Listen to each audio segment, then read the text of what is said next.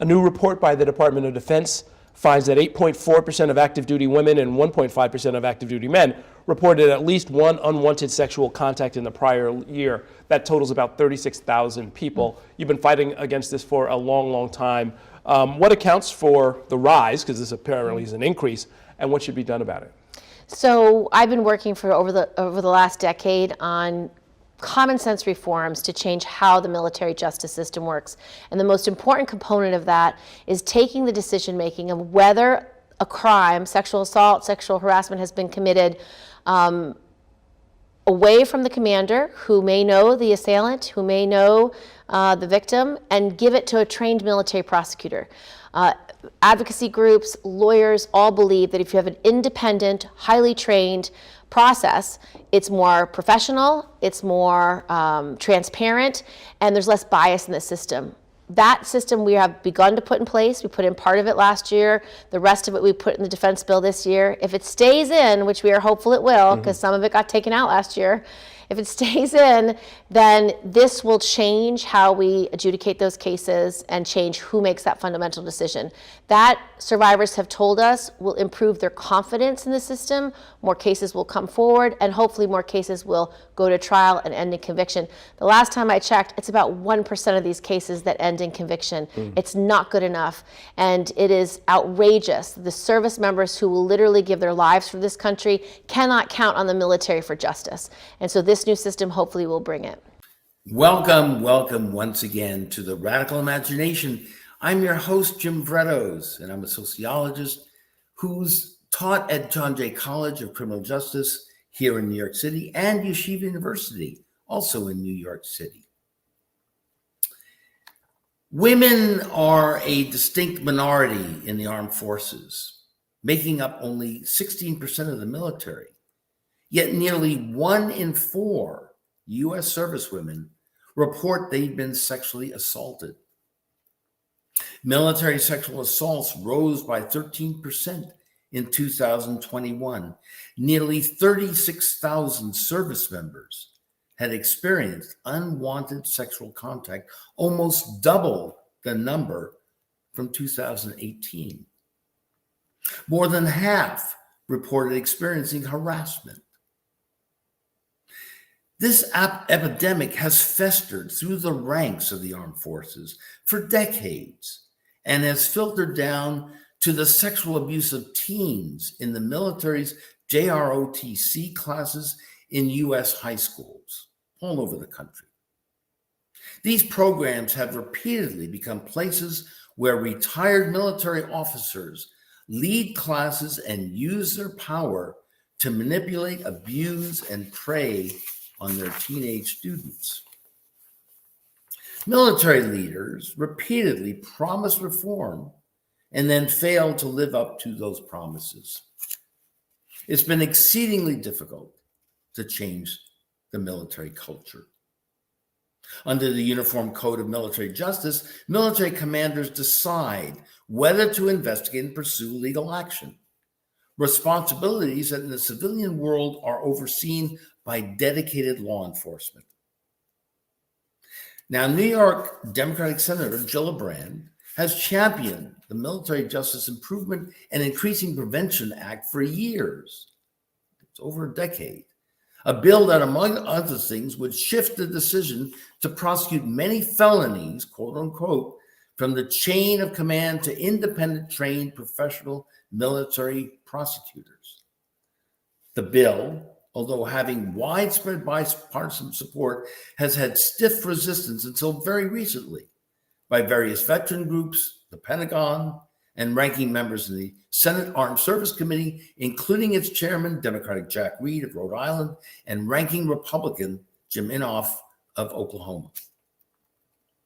Today on the Radical Imagination, we welcome back an incredibly courageous woman, LaVina Ransom, to tell the story of her daughter, who is in the U.S. Army JROTC and a cadet in the U.S. Air Force Auxiliary Civil Air Patrol. The story includes her daughter's arrest by the FBI, being subjected to all sorts of intimidation, sexual assault and harassment, post-traumatic stress disorder, beatings, and allegations that have led her to be held in prison for 2 years, put in solitary confinement for periods of time, and transferred during that time to 6 different facilities. Numerous politicians, including a governor, attorney general, a U.S. attorney, principals and educators of CIA recruitment programs, civil rights attorneys and public defenders, state courts, a police chief, and various police, FBI, and CIA agents are all involved in this story. And the case, as you can tell, has profound ramifications and implications for the individual involved and the country. We fervently hope that through this show, it will be seen and discussed and evaluated at the country's highest levels of legal, political, and journalistic discourse.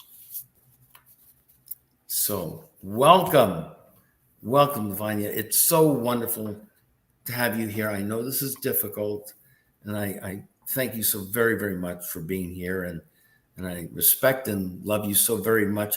Let's present the story. Let's get this out in a way that the American public can understand, that can relate to, and let's get some action behind Thank you, Jim. the changes that need to happen here. So let's begin at the beginning. Your daughter is an excellent student. She wanted a career in the military. She was very pro-military. Tell us a little bit how, at age 15, correct? You're in Albuquerque, is that in New Mexico? And she's entering into high school and these programs that would get her into the military life she wanted very, very much. So she started as a Air Force cadet. She left parochial school, which was a very hard decision for her because it was something that she cherished and she excelled at. She started at an aerospace academy on base. However, due to funding, the school closed. So we moved back home to Hawaii, where her father is from. Okay, and he's also in the military, right? He was in the military? He was in the military, that is correct. A Marine. Okay. That also plays a very significant part in Kalani's decision to be a member of the United States military. As you are aware, my entire family served. My father, my grandfather, my great-grandfather, on both sides of my family. Uncles, aunts, cousins, my brothers, and the list goes on. Right. However, when the Aerospace Academy closed, as I stated, we moved to Hawaii, and that was the first time that she ever had any introduction to the Army. So they have obviously different regulations, and she started in a JROTC program there at Kalikehi High School. In Hawaii now? Yes, that's okay, correct. got it. And this is when she's what? How old was she? 15 or 14? 14. Yes. Okay. Yes. 14. Yes. She's there. And then you moved to New Mexico? Yes, she received a scholarship while she was at the California Aerospace Academy. The academies will have recruiters come in from the Air Force Academy, from West Point, from the Naval Academy, and they recruit cadets. And so this is very, very important. So they come in to the high schools and find out who the best students are, and then they try to groom them correctly at an earlier age. Okay, so take it from there. So she is one of the ones that they have their eyes on. This is an up and coming, wonderful. They've had their eye on her, yes, sir, since she was 11 years old. She started flying at 12. She became a student pilot at 12 years old. Wow. Okay. So New Mexico Military Institute came to California Aerospace Academy, and they were recruiting other cadets that were they're in their junior and senior year, even though she at the time was just in 8th grade. But she received a conditional scholarship for high school when she, became a high schooler. Because However, she was so good and she really stood out. Wow. yes, but Okay. like I said, the school closed due to funding, and we moved to Hawaii.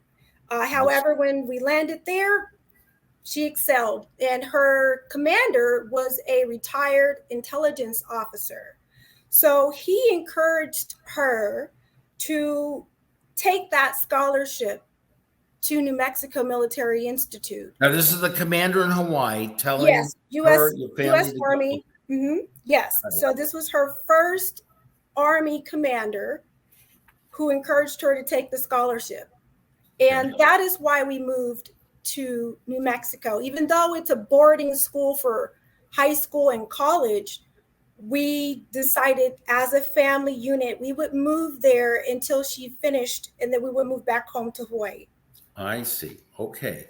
So now what happens in New Mexico? She goes to one high school, that then something happens there. You move to Albuquerque, but what happens in New Mexico, the beginning there? So in New Mexico, when we arrived, the chain of command was changing at the New Mexico Military Institute. Unbeknownst to us, of course, we are from California and Hawaii. We have no idea the dynamics that are going on in the state.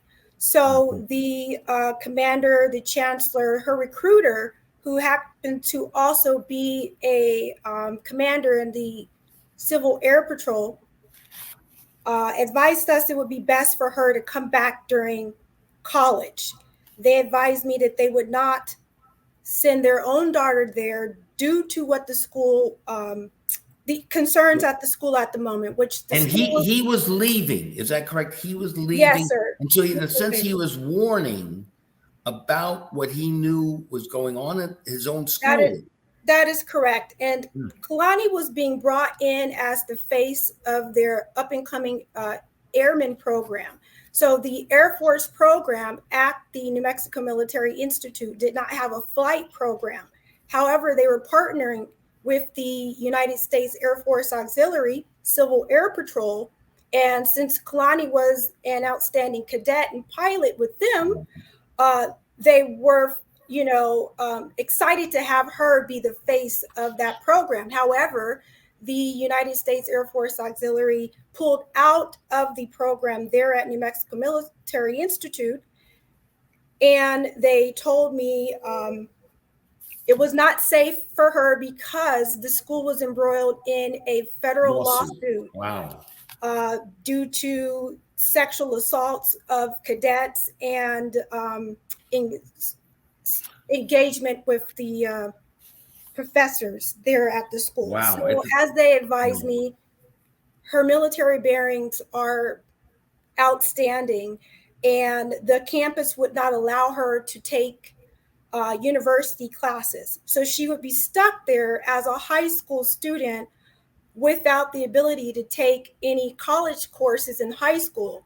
And so they said, look, just come back for college, let her do her 2 years. She'll do early commission. She'll be a second lieutenant at just 18 or 17 years old. She would commission. And that was Kalani's goal. She wanted to be the youngest captain in the United States. But this place, now where was this in New Mexico? What town was this? Roswell, New Mexico. Roswell. Okay, so there was all kinds of trouble there at this school. Yes. So then you somehow come to Albuquerque. How did that happen? Right. So, we decided as a family it would be very frustrating to move back 5,500 miles back to Hawaii for her to come back the following year. So I obtained employment at the University of New Mexico, and we moved to Albuquerque. And so that's where we were going to be temporarily until she graduated from high school, and then she could go to NIMI and do her early acceptance program there, for the early commissioning program there that they offer. Right. It's only offered in 3 colleges in the United States. Really? So this is And New honored Mexico in Albuquerque was one of the places that that the had this United States program. Army has an And as far early as you knew, commissioning this was program. a safe, good, competent program, other than what was going on in Right. Melrose there or whatever. Okay, so here you are now in Albuquerque, and how old is she now? 60?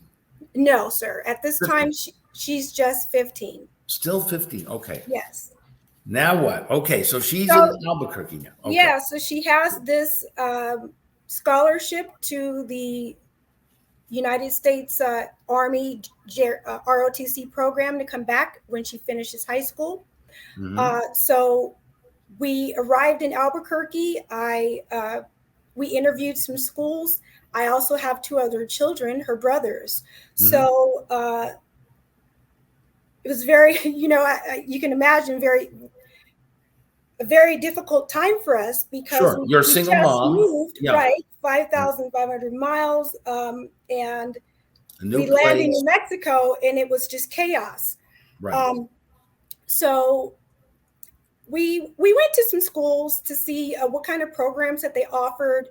And a lot of the programs just were not suitable for her. However, we did find one program that we thought was going to be a very wonderful segue for her until she graduated high school. We found a very similar school, similar to her aerospace academy that she attended in California.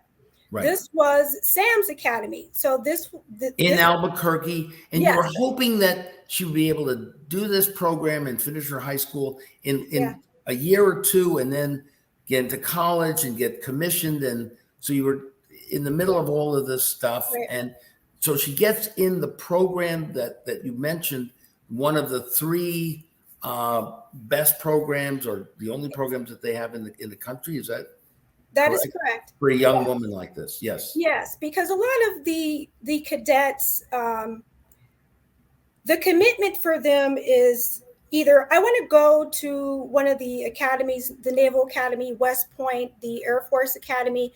They commit another 4 years to that. However, the United States Army offers even an earlier, more progressive, excelling program, and they offer it at a very few colleges here in America. So it's a fast track graduation. Get it. I got it. ROTC program. So instead of doing 4 years at West Point, you could actually do 2 years at one of their selected academies. So, yes. And so when does the trouble begin here? So Sam's Academy in Albuquerque, we decided to go ahead and do a trial run there. That was an engineering and mathematical, a science engineering program. They offered free flight training, which was unbelievable for me as a single mother, because I've always had to pay for their private parochial education, and also for her flight training, which cost hundreds of dollars an hour. Right. And but then they came. Then bring us up to date here. What was going on with the commander, and as she becomes. Okay. Well, at the Sam's Academy, the reason why she didn't attend there is because the school stated one thing on their website, which was that they offered all of these flight simulation programs, and they offered free training for the students. And these things were going to really help me financially because, like I said, it cost thousands of dollars a month for her training. Okay. So we get to the program and it actually is not what we anticipated. So Kalani decided not to attend that school. In what way? In what way? Well, the flight simulations were old. They were, it wasn't the technology that they advertised. The flight training was not free. All right, got it. So we had to pay for everything that we had already paid for before. So it was a bogus thing. And it was, yes, sir. And there were regular teachers. None of them were engineers. None of them were military. So it was a good thing that Kalani decided not to attend, because Right. a few months later, they were raided by the FBI, Oh my and goodness. the president and founder of the school was arrested Right. on campus. Now, So, okay, again, all right. So we're so we going through these. decide, No, yeah, what you're saying is so important, and in giving our audience this idea of of the what goes structural on in New apparatus, the Mexico. Yeah, educational apparatus that's being set up that becomes that are incompetent, that all kinds of things are happening here that shouldn't be. Now, right. what happened to her specifically as she moves on? So let's Yeah. get down to some So of the because of abuse and that bad harassment experience. we decided to do homeschool for that year at that point. Okay. So I fine. enrolled her in a homeschool, and she applied to University of New Mexico. So she was accepted at 15 years old into the University of New Mexico. Then she decided that she was going to apply to be the a congressional intern. So she applied. She, of course, had many interviews, and she was appointed as the youngest intern ever in the state of New Mexico for Congresswoman Michelle Lujan Grisham. So she worked full time, starting at 15 years old in that office, and then she went to school part time at the University of New Mexico. So the congresswoman, now she's moving up the ladder. She's meeting Congress people. What about the commander? Was it Commander Gomez?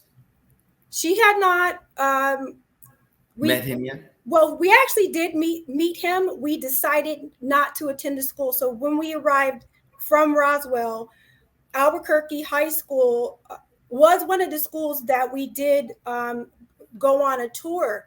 The principal, Timothy McCorkle, and Colonel Gary Gomez were heavily trying to recruit her, but we decided not to attend that school. But because we do have a limit, we want to really get down to nitty gritty here and what happened.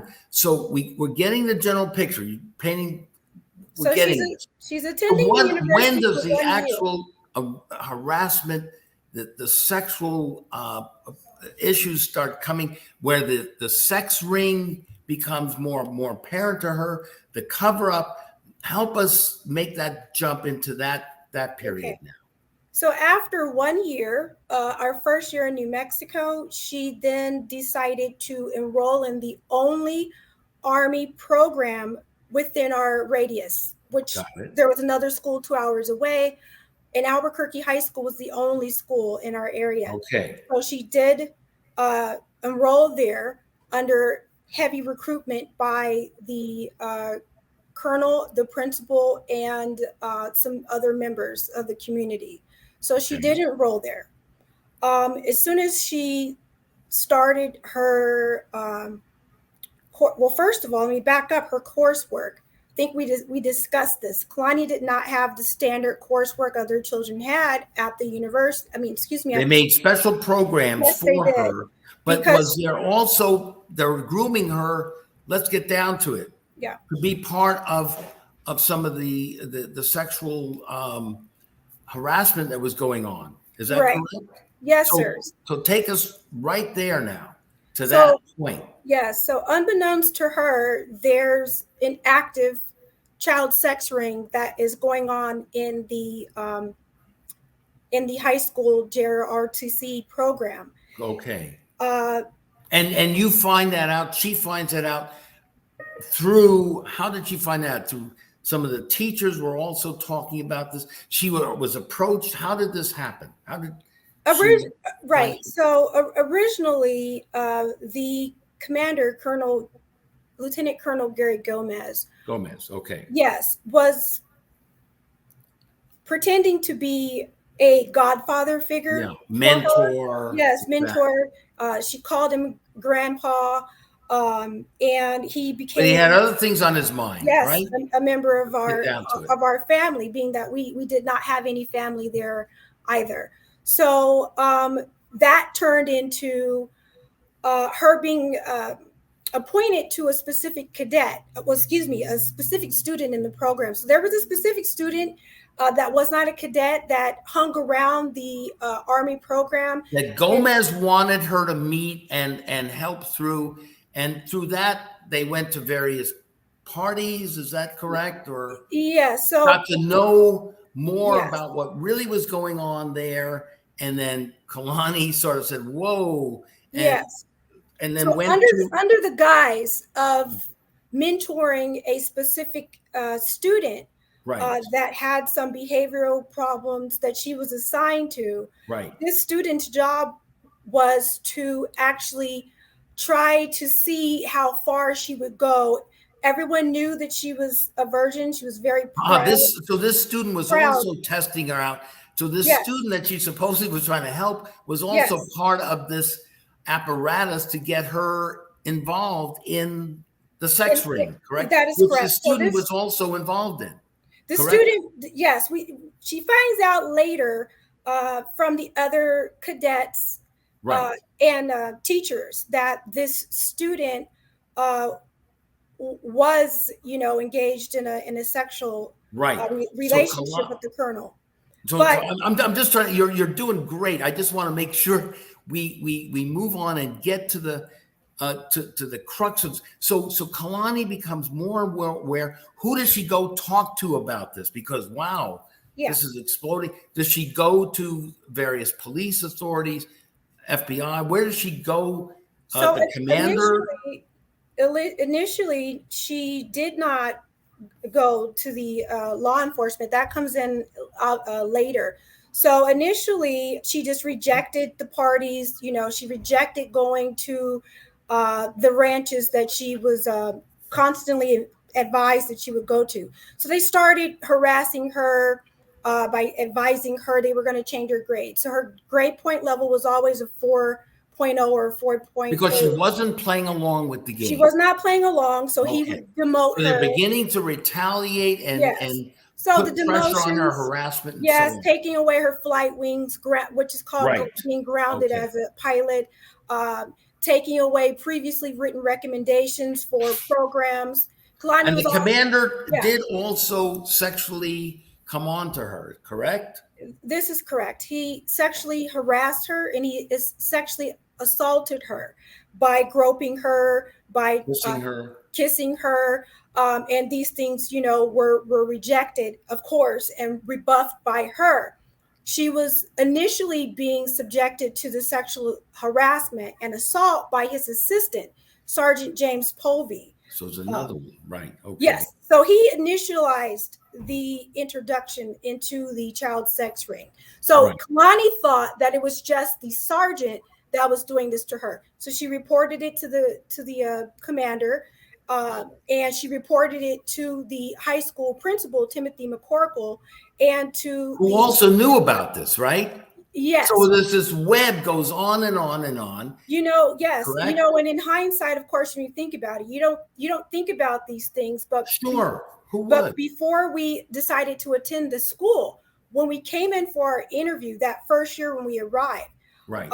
The principal called me every day, Monday through Friday, excuse me. So there were signs asking me to there were signs of it. Yeah. There's so many things go. Yeah. And you have tapes on this too, and audio, and yes. we will get into So Kalani was rebuffed. She was told by the principal, by the vice principal, we're going to take care of Sergeant Povey, and that's your grandfather, your colonel's girl. This was something that the principal and the vice principal started calling her. Well, you're colonel's girl, so you guys have figured it out. Right. You guys always work everything out. So Kalani is believing that the sergeant has been reported.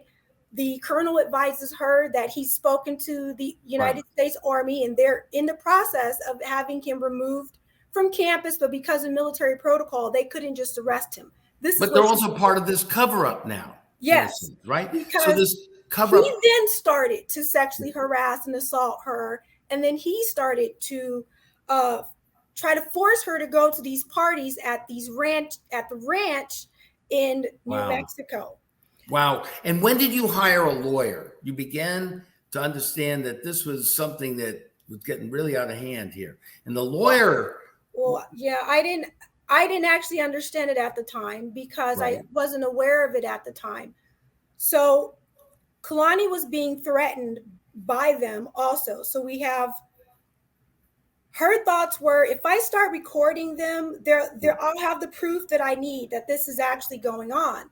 Right. So she went to the principal and she played a little clip for him. And Mm. it was at that point that she thought, okay, he finally believes me. They'll finally protect me. Yeah. And that's not what happened. What happened, Sure. the principal went back and had a meeting with Colonel Gomez and told her, this girl has you guys recorded. Yeah. You're in trouble. Wow. And so the commanders call their wives. Their wives come to the school. Their wives threaten Kalani. And in fact, Sergeant James Povey's wife, Joy Povey, physically assaulted my daughter on campus. Unbelievable. Unbelievable. So yeah. now you turn to the So she now gets charged. Tell me about that. She gets arrested. Yeah, and this is where the teachers come in which you were speaking. Right. So she had 5 JROTC classes for her high school curriculum, and then she had 1 math class. It was the only class she had on campus that wasn't Army related. That math teacher asked her, was she having a sexual relationship with the colonel, because he's heard rumors, and the student that was harassing her to go to the sex parties and to use drugs and drink was also a student in his classroom, Nareda Castro. So he said, I heard Nareda Castro talking about how she wanted to kill you with her friends because you're having sex with Colonel and she loves him. This is her math teacher that's saying this to her. They don't call me. They don't call the authorities. They're talking to her. And so Kalani then, of course, advises him, no, I'm not. But they're trying to pressure me to, and I'm scared. They threaten me. They threaten my family. So LaVina, so tell me, this builds up, this escalates into false allegations and charges made against her, correct?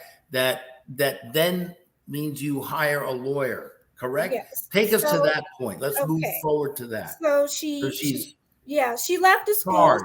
She did think that she would get some assistance from who she worked for. Right. The congresswoman was her supervisor.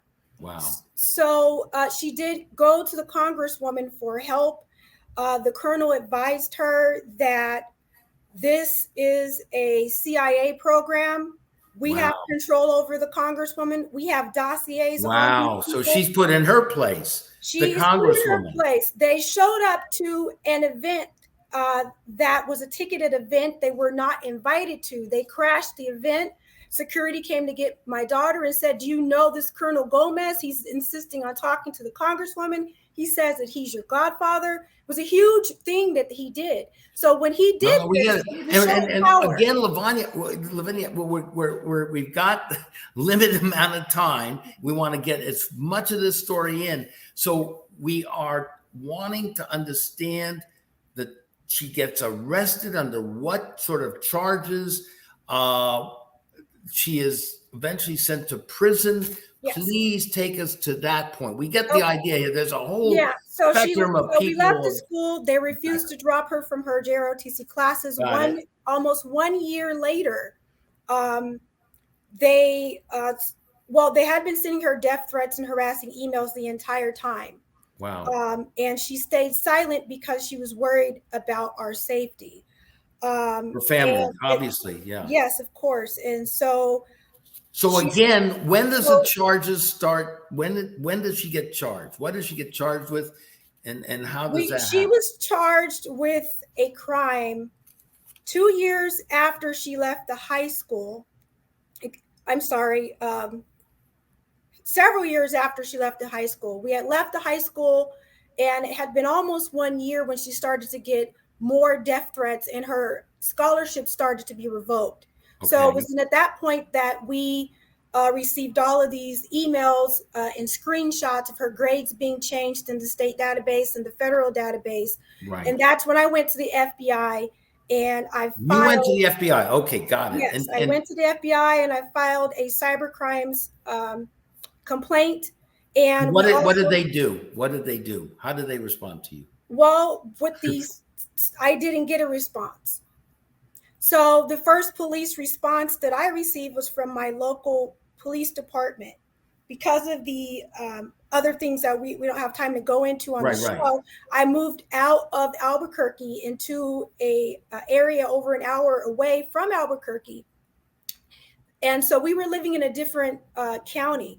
So we filed harassment and against Nareda Castro, because this was the student that kept sending the death threats via Okay. email and And the text. police chief in that county did not, what role did he play now? And again, Right. the arrests. So that police department started the investigation to the harassing emails and the stalking. Good. And we filed a restraining order against the student, because obviously at this time, Kalani has advised me about the student and she advised me about the sergeant. She had not advised me about the colonel because of his ties for Right. CIA handler. So anyhow, that chief of police during his investigation realized that he was getting pushed back. He got pushed back on him Yes, too. he could not get information about the colonel. He couldn't get information about the student, and they had to have help with another law enforcement agency to even arrest the student, because they refused to allow the police on campus to arrest Nareda Castro. And then it was right, the FBI overrode all of this and went in and arrested her. Yes, sir. So because we were engaged in the restraining order against Nareda Castro's, when Kalani started to receive the heightened death threats. And then that's when when the swatting started. So we started being swatted. Law enforcement, the SWAT team would come to our home. And you have tapes of that. Yes, of course. And you've given that to people. Okay. And you have tapes. So we have an And then we hired an attorney. I'm sorry. We hired an attorney. You hired an attorney, which also got pushed back on too. The day that the attorney entered in his appearance in a court, to represent Kalani in the restraining order hearing against Nareda Castro. Right. First of all, this student had the school district, Albuquerque Public Schools school district attorneys were representing a student in a complaint. So this goes. We get it. There's so many parts on this. How was she arrested and she gets put? She is in prison now. We want to get to that. She is in prison now because she's been in prison for 2 years. Yes, sir. She's been in prison for 2 years. When she hired the civil rights defense attorney, we were told, drop the case, stop talking to police, stop filing complete police reports, or you're going to die. So it was the swatting, it was the death threats on the phone, it was the emails. They were stalking. This is the civil rights attorney saying this to you. This civil rights attorney started to receive death threats. He started being stalked. We would be in the office together, and everyone's phone would go off at the same time. The whole crew there is just what words do we have for them? But here she is now. She's been taken to prison, and she's been moved 6 different times. She's been put in solitary confinement. She's been beaten. You have limited access to know what's going on. There's all kinds of crazy court dates which aren't kept and so on. Again, we want just a general picture. How is she doing now? How is Kalani doing now? She's holding on. I mean, she's doing as best as she can, but obviously she is not doing well. So and that's why this is so important to get this story out. This is an unbelievably egregious story that you're talking about. It's not totally unique, though. This is happening in various forms all around the country to thousands and thousands of young women. So you are standing up not only for your beloved daughter, but for also just a totally corrupt system, as you've pointed out in such a beautiful way here. I mean, that goes all the way to the top. CIA agents, FBI agents, principals, police chiefs, lawyers, courts, congresspeople, attorney generals. Okay, tell us about the governor. You had some contact with the governor? Yes, or attorney of course. general? Right. Kalani met the attorney she met the Attorney General before several times. She also met him and his family, his wife and his children. They had breakfast together. The Attorney General was at the time and is very aware that Kalani was supposed to be the Colonel's goddaughter. He introduced her as his goddaughter. In fact, the Attorney General is a witness to child sex crimes because I was advised by witnesses and, of course, my daughter in the end later that the Colonel kissed my daughter in front of the Attorney General. So he knew what, and he obviously allowed this to happen. Yes. And so later on, when all of these things happened at the school and Kalani left the school and they hacked into the state database, they altered her grades. She lost scholarships. They hacked into the federal DOD database. And she lost her military scholarships. And so possible commission. And what is happening right now? She is languishing in prison. Do you have a lawyer? Do you have somebody that's really representing her? What do we know about what they've done is New Mexico has continued in their unbelievable, egregious corruption. So they have a history of covering up for child sex crimes. We all know that Jeffrey Epstein has a ranch there in New Mexico. We also are aware that there are very powerful and high-profile individuals that were covering for him, which allowed him not to be registered as a sex offender. Kalani was invited to ranches. She was invited to parties with very powerful people. That could have included a ranch that Epstein was at. Is that what you're sort of saying here? What I'm saying is that if you were to look at this case on any other level, you would say a student alleges child sex crimes against a teacher. The teacher is investigated. The teacher is arrested.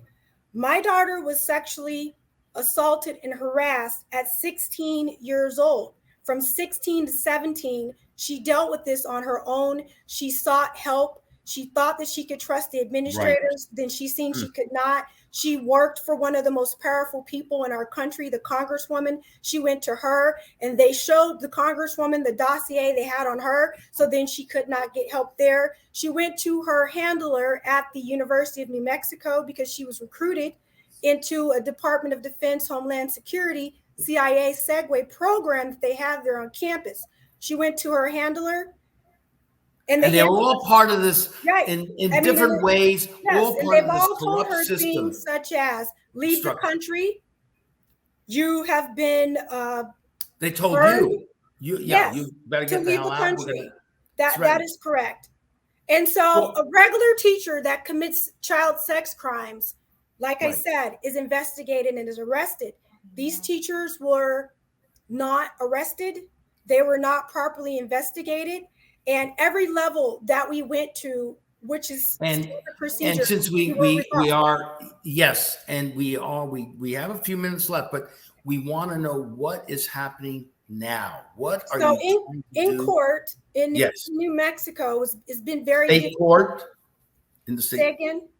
In the state court systems now. No, sir, it's federal court. Federal court. Okay. Yes. So she was originally charged with sending a terroristic threat to her previous civil rights attorney, Vincent Ward, and for lying to the FBI.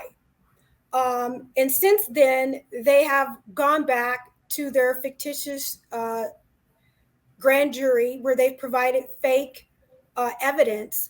And so you're saying, if I may, you're saying this is a totally trumped up charge as far as you're concerned. All of these charges are completely false. It's a vehicle to maintain quiet. They and to asked her to keep her from talking further about this case, blowing it up. Okay. And we were originally offered protection by the FBI. Originally, we were offered protection. They told us that if we testified against these people, that they would protect us. And for 2 years, we were told they were properly investigating, and they had all of this evidence against Stephen Gallegos, the chief of police for Albuquerque Public School District, Wow. for Colonel Gary Gomez, Sergeant Povey, and Nareda Castro. However, 2 years later, those agents finally tell us the truth, which is that their hands were tied. They did Wow. like this to me. They said, listen, So they were being used our too. hands The are FBI. tied. The U.S. attorney wants us to do things we will not do. The attorney general wants us to do things that we will not do. Wow. And what we want you to do is to get national attention. And everywhere that we went in New Mexico, we were rebuffed. The ACLU, we were rebuffed because of their ties to Nancy Hollander and Vincent Ward. The NAACP advised my daughter was not Black, so they did not want to take her case. Wow. So we went national, which is what the FBI told us to do. We would go back to the agents and tell them what we're doing. They would tell us what to do. Finally, they said, you have to leave the state. It has to be national. And that's what we're trying to do here. Right.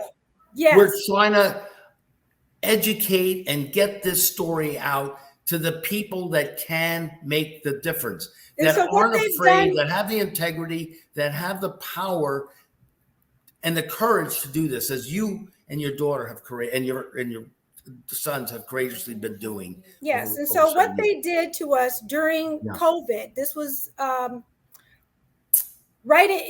during COVID, they right before COVID, the agents came to us and they said, listen, as you know, they're dismantling our team. They've gotten rid of some of us. Some of us have gotten fired for refusing to do what we're doing. And so you need to get the national attention. When I was in the process of getting the national attention, we called to receive the police reports because I had contacted the state of California for help. They have a program that they would assist individuals that have been stalked and harassed by law enforcement and offer you protection. So I was in talks with that department. We needed the reports from the FBI. So when we contacted them to get those reports, they became suspicious and they started contacting my daughter. And these are new agents at this time. And that is when they decided that they were going to raid us. And destroy the papers and so on. Agents. But yeah, go ahead. But you do have the tapes on this, and you do have the right. So these agents showed up to our home. These were not the agents that were protecting us for those 2 years. Right. These were agents that were there to do nefarious things. These are agents that were there doing exactly what we hear that they're doing today on the news. If you turn on the news today, you hear unbelievable stories about how corrupt the FBI is, how they plant evidence, how they alter evidence. Right. And luckily for me, luckily for my daughter, because she's so special. As you are tenacious. Yes. And that's why we want people like Carl Bernstein, Barry Scheck. We want people, perhaps Senator Gillibrand, also people who have still their integrity and their courage to take up this cause and to really go beyond the corrupt group of people that you've had to deal with. And that's what it's going to need. That's what we need to do. That's what it takes. And that's my commitment to you. That's what this Radical Imagination show is about, and we are going to pursue it. And I notice here we have about a minute left. So my deepest love and respect goes out to you, and my commitment and promise to you is we're going to try our very, very best to reach the people. And this tape, this program will hopefully be an important vehicle in which get her out of prison, at the very least at this point. So we have an innocent young woman that's wrongfully incarcerated because our country is unhinged. Our FBI does not work for the people. They are protecting politically powerful individuals, and they are planting evidence in people's homes, and they're talking about murdering your children. in your home. And they're framing your daughters for refusing to have sex with very powerful people in America. This is what's happening today in our country. And luckily for me, it is not whether we're telling the truth or not. They discussed it in my home, and we have it on tape because of my daughter. Thank you so very, very much. Really, all my love and blessings to you, and we're going to carry on the fight. We will get her out. And Yes, thank we you will. again. So very, I took it. I know it took a lot of courage and commitment for you to be on, and I thank you so very much. And our audience thanks you very, very much as well. Thank you for having me. Thank you. And thank you all very, very much for watching us on this particular show on the Radical Imagination. This is Jim Vrettos. I'll see you again next week on the Radical Imagination.